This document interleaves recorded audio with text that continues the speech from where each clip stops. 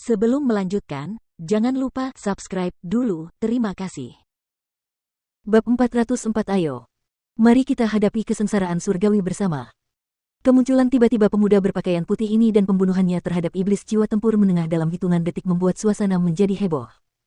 Hal itu langsung membuat pertempuran menjadi semakin panas. Siapakah pemuda itu, dan mengapa dia begitu kuat? Dia hanya seorang prajurit inti ilahi, belum menjadi prajurit jiwa tempur, jadi bagaimana dia bisa membunuh iblis jiwa tempur menengah hanya dengan satu serangan? Ini terlalu sulit dipercaya. Wajah Wu Tianyang dipenuhi dengan keterkejutan. Dari kekuatan manakah orang ini berasal? Dia jelas bukan dari istana sungai mendalam, dan aku belum pernah mendengar ada orang di benua selatan yang mirip dengan orang ini. Dengan bakatnya yang luar biasa, dia pasti orang yang terkenal. Wu Ningxu memalingkan wajahnya yang pucat untuk melihat pemuda itu, dan dia juga tercengang. Namun, bahkan dengan kultivasinya yang luar biasa, dia juga tidak dapat melihat melalui cahaya keemasan yang menutupi wajah pemuda ini. Namun, entah mengapa, setelah pemuda ini muncul, Wu Ningxu tiba-tiba merasa seperti melihat secercah harapan. Perasaan yang benar-benar misterius, karena pemuda ini bahkan bukan seorang pejuang jiwa tempur, namun, dia membuatnya merasa seolah-olah dia dapat dengan mudah membalikkan keadaan. Jiang Chen tidak berhenti setelah membunuh iblis itu.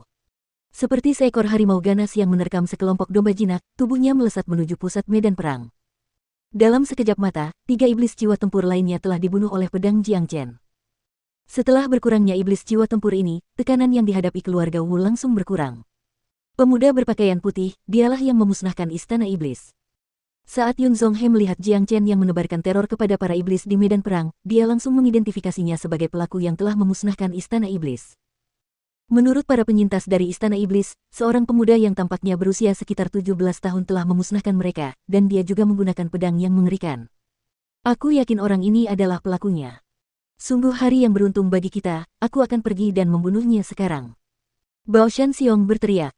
Beruang tua, ayo kita tangkap Wu Ningxu sebelum kita membunuh orang itu. Yun Zonghe menghentikan Bao Shan Xiong dari bertindak gegabah. Setelah itu, keempat penjaga agung itu mengeluarkan senjata tempur mereka secara bersamaan. Keempatnya telah bekerja sama dalam waktu yang sangat lama, memberi mereka sinergi yang baik saat menyerang musuh. Dalam sekejap, mereka melepaskan awan gelap yang sepenuhnya terbentuk dari senjata tempur dan energi iblis mereka, lalu dengan brutal mengirimkannya ke arah Wu Ningxu. Serangan itu langsung menyebabkan ekspresi Wu Ningxu berubah drastis. Dia terus menggesek senar sitarnya, melepaskan not-not musik yang tak terhitung jumlahnya yang menyerupai sabit ke arah awan gelap. Namun, bahkan jika dia adalah Wonderhan Tou Santune, mustahil baginya untuk menahan serangan gabungan dari keempat penjaga hebat ini. Bam! Astaga! Wu Ningxu langsung terdorong mundur oleh serangan itu, dan seteguk darah keluar dari mulutnya, menodai cadar hitam yang menutupi wajahnya. Pada saat yang sama, energinya mulai melemah secara signifikan. Dia jelas menderita cedera serius. Ninger! Wu Tianyang dan San Ying berteriak kaget bersamaan ketika mereka melihat Wu Ningxu terluka.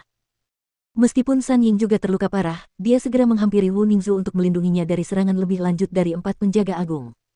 Orang tua bodoh, aku akan membunuhmu sekarang. Ayo kita serang dengan sekuat tenaga. Ingat, kita butuh Wu Ningxu untuk tetap hidup. Yun Zonghe berkata dengan nada kejam. Dengan satu serangan gabungan lagi dari mereka berempat, San Ying pasti akan menghadapi kematian. Di sisi lain, Wu Ningxu telah kehilangan semua kemampuan untuk membela diri. Wah! Tepat pada saat ini, suara gemuruh guntur terdengar di langit di atas kota. Suara gemuruh guntur yang sangat keras menyebabkan seluruh kota matahari terbit bergetar, menghantam setiap makhluk dengan guncangan yang luar biasa. Ledakan! Suara gemuruh guntur baru saja dimulai. Guntur mulai menggelegar di langit, dan awan gelap mulai berkumpul di langit.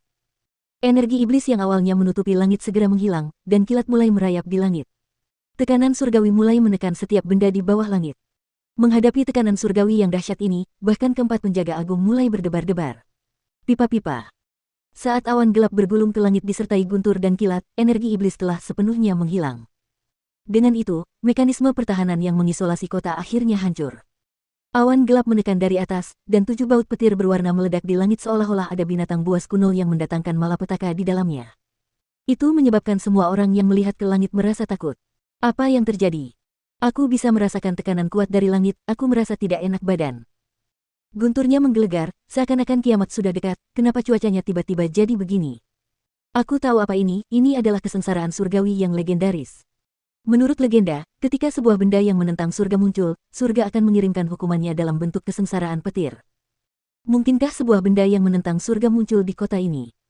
Sebuah objek yang menantang surga belum pernah terlihat dalam 10.000 tahun terakhir, aku belum pernah melihat yang seperti ini sebelumnya.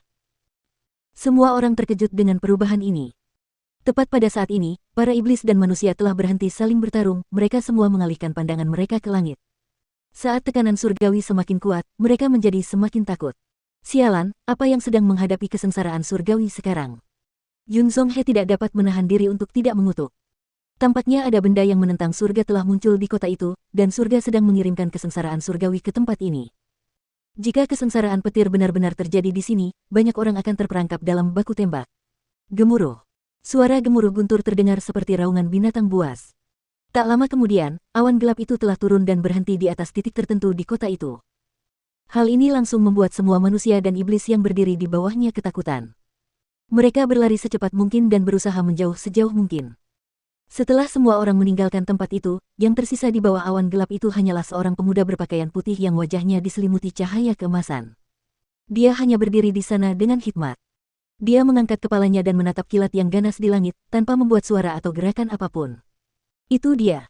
Dialah yang akan menghadapi kesengsaraan surgawi. Apa kau bercanda? Menghadapi kesengsaraan surgawi di alam inti ilahi. Apa ini semacam lelucon? Dari mana pemuda ini berasal? Mengapa dia bisa menarik hukuman surga hanya dengan menerobos ke alam jiwa tempur? Keempat penjaga agung itu merasa ingin muntah darah. Bahkan Wu Ningxu tidak dapat mengalihkan pandangannya dari pemuda ini. Sebagai jenius nomor 1 di Istana Sungai Mendalam, dia tidak pernah mengakui dirinya lebih rendah dalam hal bakat dibanding orang lain, tetapi dia belum pernah bertemu dengan seorang jenius super yang harus menghadapi kesengsaraan surgawi saat menerobos ke alam jiwa tempur. Akan tetapi, tidak peduli seberapa keras Wu Ningxu memikirkannya, dia tidak dapat mengingat pernah mendengar apapun tentang benua selatan yang memiliki kejeniusan yang menantang surga ini. Kesengsaraan surgawi telah tiba, dan perang langsung terhenti. Tidak seorang pun berani bertarung di bawah hukuman surgawi, karena mereka takut akan menarik kesengsaraan surgawi dan mati dalam prosesnya. Jiang Chen melayang di langit, berdiri dengan tenang di bawah awan kesengsaraan. Dia merentangkan kedua tangannya, seolah-olah dia menikmati momen itu. Kesengsaraan surgawi tidak akan pernah bisa membuatnya menyerah. Tak lama kemudian, 3 garis merah muncul di awan gelap. Garis-garis itu tampak merah seperti darah segar, seolah-olah ada 3 aliran darah yang melintasi langit, menyebabkan semua orang yang melihatnya merasakan tekanan yang luar biasa. 3 kesengsaraan kecil. Senyum tipis muncul di wajah Jiang Chen. Ketika 3 garis merah muncul di antara awan gelap, itu menandakan bahwa Jiang Chen akan menghadapi 3 kesengsaraan kecil. Ini adalah sesuatu yang pernah dialaminya di kehidupan sebelumnya. Di kehidupan sebelumnya, Jiang Chen telah menghadapi 2 kesengsaraan surgawi.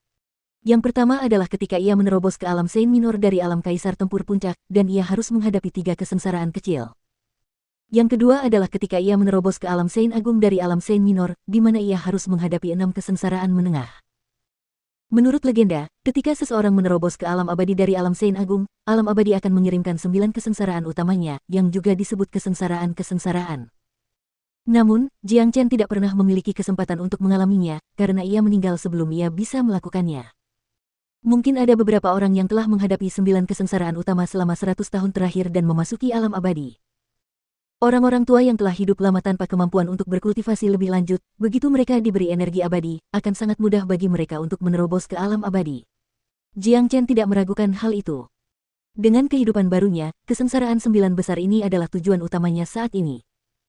Namun, Jiang Chen tidak pernah menyangka akan menghadapi 3 kesengsaraan kecil yang hanya muncul saat menerobos ke alam Sein kecil akan datang kepadanya begitu cepat. Dia tahu bahwa alasan untuk ini semua adalah karena keterampilan transformasi naga. Garis merah pertama mulai bergoyang dan menghasilkan suara gemuruh. Detik berikutnya, garis merah berubah menjadi naga petir. Tubuh mengerikan naga petir itu bergoyang, dan melemparkan pandangan marah ke arah Jiang Chen. Saat ini, seluruh kota matahari terbit dalam keheningan. Semua orang menahan napas saat melihat naga petir. Tidak seorang pun di sini yang pernah melihat kesengsaraan surgawi sebelumnya, dan hari ini adalah pertama kalinya mereka mengalami peristiwa langka ini. Untungnya, kesengsaraan surgawi hanya terfokus pada pemuda berpakaian putih ini. Jika tidak, seluruh kota akan binasa di bawah kesengsaraan yang dahsyat ini. Haha, ayo. Jiang Chen tertawa terbahak-bahak. Tidak ada tanda-tanda ketakutan di wajahnya. Seolah merasakan tantangan Jiang Chen, naga petir segera mengeluarkan raungan marah dan menukik ke arah Jiang Chen. Tepat saat naga petir bergerak, Jiang Chen pun bergerak pada saat yang sama. Dengan bantuan skill dimensional Shift plus Foot, Jiang Chen langsung muncul di depan Yun Zhonghe dengan kecepatan yang luar biasa. Apa? Ekspresi ketakutan langsung muncul di wajah Yun Zhonghe saat dia berteriak nyeri. Namun, sudah terlambat baginya untuk melakukan apapun. Haha, mari kita hadapi kesengsaraan surgawi bersama-sama. Jiang Chen tertawa terbahak-bahak. Dia hanya berdiri tepat di samping Yun Zhonghe saat naga petir yang mengerikan itu menghantam mereka dan berubah menjadi tirai yang seluruhnya terbuat dari petir dan guntur, langsung membanjiri mereka berdua. Ark! Suara jeritan memilukan terdengar dari tirai petir yang mematikan, menyebabkan bulu kuduk semua orang yang mendengarnya berdiri. Dalam sepersekian detik, banyak orang dapat melihat dua potong mayat jatuh dari tirai petir. Kedua potongan itu terbakar habis, tetapi orang-orang masih dapat melihat bahwa itu milik Yun Zhonghe. Setelah itu, tirai gemuruh menghilang, dan seorang pemuda berpakaian putih muncul. Meskipun dia sedikit terhuyung-huyung, dia masih bersemangat. Dia bahkan tidak terluka setelah melewati kesengsaraan pertama. Kesengsaraan surgawi adalah fenomena yang terarah dengan baik. Mereka yang menghadapinya telah terbukti memiliki bakat yang menantang surga, yang berarti bahwa mereka memiliki potensi untuk mengatasi kesengsaraan surgawi dengan sukses. Namun, bagi makhluk hidup lainnya yang tidak menjadi sasaran kesengsaraan surgawi, itu adalah fenomena yang mematikan. Ambil contoh Yun Zhonghe, ketika kesengsaraan surgawi menimpanya, kesengsaraan sumbernya segera terstimulasi, dan dia tidak memiliki cara untuk menahan kekuatan dahsyat dari tekanan surgawi. Oleh karena itu dia teriris menjadi dua oleh guntur. Semua orang terkesiap melihat apa yang baru saja terjadi, terutama tiga penjaga agung lainnya. Mereka hanya menatap pemuda yang tidak jauh dari mereka dengan mata terbuka lebar, seolah-olah mereka sedang melihat hantu. Pemuda ini sangat ganas, dia benar-benar memaksa orang lain untuk menghadapi kesengsaraan surgawi bersamanya. Sialan, ayo kita jaga jarak dari orang itu. Bao Shanxiong tidak dapat menahan diri untuk tidak mengutuk. Menghadapi kesengsaraan surgawi bersama dengan anak muda ini berarti kematian yang pasti, tidak ada pilihan kedua. Yun Zhonghe yang tangguh adalah contoh sempurna dari hal ini. Gemuruh. Tak lama kemudian, baut kesengsaraan kedua mulai terbentuk.